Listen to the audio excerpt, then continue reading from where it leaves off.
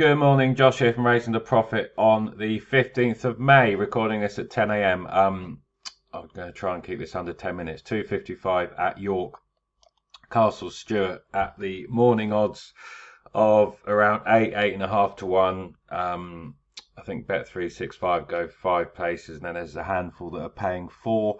I've backed him each way in the hope that he will be bang in the mix. Yesterday, I fancied Air Force One, who bunny hopped / fell out of the stalls. Game over 5 furlongs. He never went a yard after that. There'll be other days at York for him, I'm sure, at some point this season. And my David O'Meara pick ran very well, looked like the winner cruising into it, as Danny kind of stoked him up down the middle of the track, only for Safi Osborne to weave a way through from the back of the field and nab him late. It's a shame she didn't hit traffic, but a decent ride from the pair of them, and I won't complain too much at that. Exciting stuff. We move on to this race here. Hopefully Castle Stuart runs a big race and is bang there in the mix. As always, kind of pace map as a way in. And I suppose the most interesting thing is, well, there's a general point that you can, in this course and distance field size ground, as it's set up today, you can win from all over. So there's no issue there in terms of kind of trap bias or trap position as such. As always, any race can be dependent on pace and race setup, and I suppose there's some interest that there are no kind of habitual out and out front runners, so it could be that it's best to be prominent, not necessarily leading but tracking the pace, and it may certainly be harder to come from too far back if they do go sedate up front. Obviously we're on the round track here. Those out wide, especially these two, have a decision to make. Maybe they will go forward early on and try and go and set up the pace. Have Secret effectively made all at Pontefract last time. I expect him to be handy, and I found it interesting. Castle Stuart can be ridden in different ways, really, but he is a strong traveller, seems to settle well, appears very straightforward, and I would be surprised if he isn't in the right spot. I certainly don't expect him to be held up unless he falls out of the stalls. And yeah, in this pace scenario, I thought it might be beneficial to be handy and kind of thereabouts. We'll see if that plays out, of course. That was kind of the way in, and it's not, this game isn't as easy as just necessarily finding front runners or prominent horses, and that's that, of course. Instant Expert was our next port of call. And this is kind of the 2-year, well, I could do it all, the horse career winning record in handicaps, flat handicaps on the turf, class 2. And you'll see that while there are some lightly raced and those that haven't had many goes, obviously kind of having proven winning form at this class or higher is no bad thing. If I put it on all kind of form on the flat, you'll see there Financier, I should say, who's 0 from 8 at York, the odd place, but maybe that inability to win as yet, even though £2 below last winning mark, may pose a question. And the class 2 was up at Ayr, not at one of the kind of bigger tracks, I suppose. Flat racing, certainly. There's a lot of red here on the going as well. It's probably slightly on the easier side of good. I'm not sure it's going to be rattling quick. And you can see Castle Stuart here. The going's clearly fine. He has won at the class at Musselburgh and placed at York, and I suppose it's that York form I'll home in on in a second.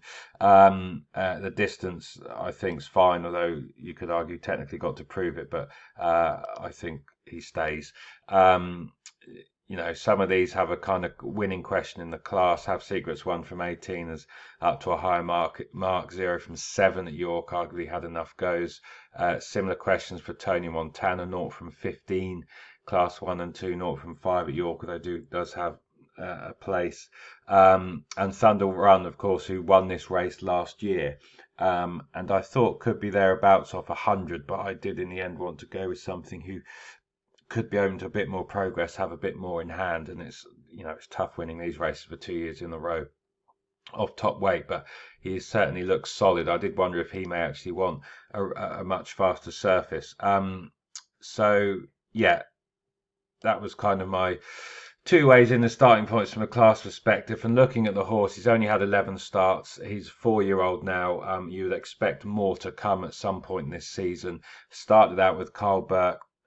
He seems versatile ground wise, but a bit of ease is clearly no problem. Maybe he doesn't actually want proper good to firm ground, but I think he just seems versatile. There's a potential that he's actually better fresh on his first kind of 1 or 2 starts after a break. That might be the case with him, but it may be he's just been, young and maturing. We'll see. But this is his second start after a break, which intrigued me, and this could be the time to catch him. He ran a cracker around here over the course and distance at the Ebor Festival last year in a decent enough handicap, and I certainly wouldn't say necessarily much any weaker than this one. Under today's jockey Baron McHugh, off a couple of pounds higher mark. Of interest there, he was a 3-year-old racing up against older horses, and he did best of the 3-year-old batch. In that context, it was quite a good run. Secondly, he was drawn wide.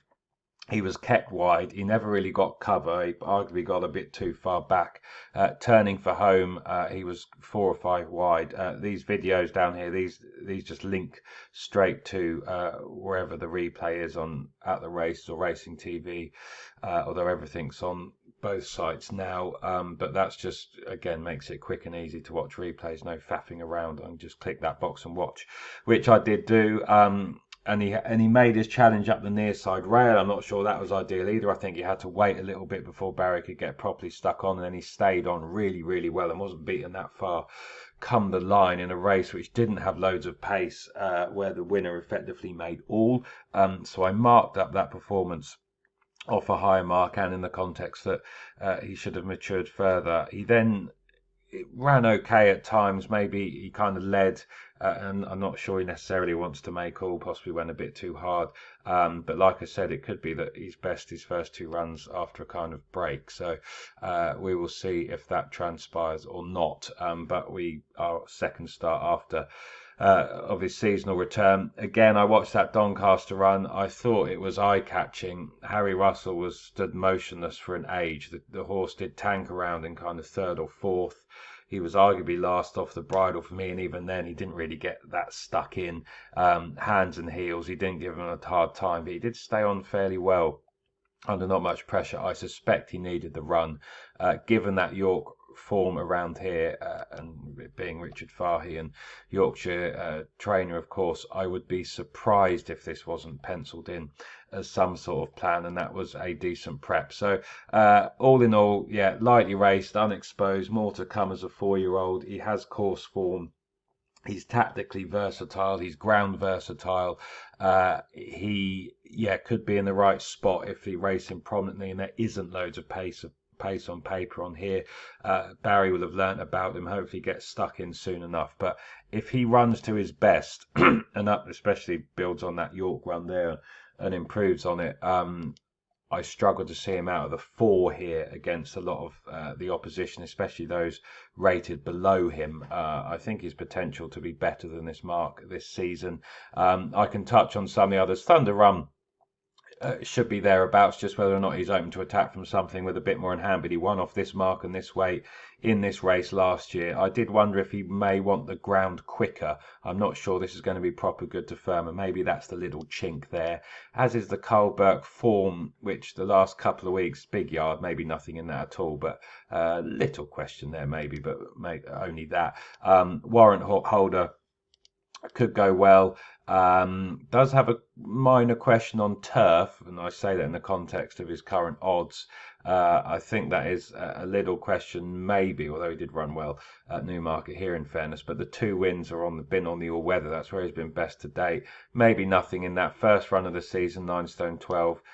He can beat me at what was kind of 5-2 favourite, and beat me he may well do, but I was happy to oppose him kind of each way at those prices. And the other one is, who was 8-1 yesterday, bit short to now but should run well, is Regal Ulexis from Andrew Balding's yard. Has won at Doncaster, maybe didn't stay at Ascot, but that was a Group 2. Has run some good races on the all weather. The form, some of it's decent actually. This Doncaster form was good more recently, maybe some questions to the strength, but he arrives in form, has been running on, he's race fit. Balding does very well around here.